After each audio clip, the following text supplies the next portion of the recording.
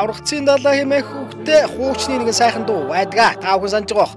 За энэ дууг сонсохоор л Авраг том компани ажилсаг хөдөлмөрт залуус найгам сайхан долгиотой наран хурын шим алтан жаргал дээр аз жаргалтай залуунаас за ингээд уянгалуулаад байвал уянгалаад л нэг хэсэг хөврүүлнэ. Одоо гэхдээ ургацын талбай дууг сонсохоор л намалцлал алхан хатрилдах намблаг дэгжин бүжигчд буруу зүгүү эргэн бүжиг Бат Эрдэнэ авраг маань нүдэнд буугаад байдаг болов хөрхий. Өчигдөр олон нийтийн сүлжээнд нийтлэгдсэн нэгэн бичлэг дээр ургацын далай дууны ая дээр хормой дөрвүүлэн бүжиг эмхтэйг заалан хоёр тишээ эргэн хатрах далай даян дархан авраг Батман Намбугийн Бат Эрдэнэ авраг маань хинээс дутхгүй бүжигчин хэндэж гологдохгүй партнер болохыг нь эрхчлэн харуулжээ. Хөлийн гიშгэлт хараа гаргалт заалны соёл заа тэгээд хувцсны сонголт гээд өөл хэмгүү хоёр хосын заал тойрон эргэлдэх бүжгийг харуул бүхэн бүдүүн домын байдгаа гэсэн худлаа болохыг харууллаа.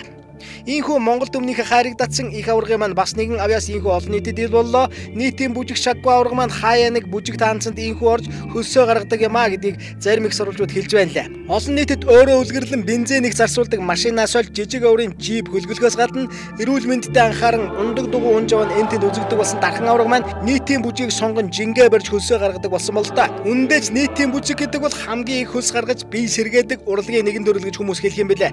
Элдвийн фитнес инээтэрэд явж хүчээр жагуу хөлсөө гаргаж байхаар олон нийтийн бүжигт орж кайф аванга жингээ барин хөлсөө гаргах нь хаашиж эрүүл зүй сонголт гэж мэдх юм шүү.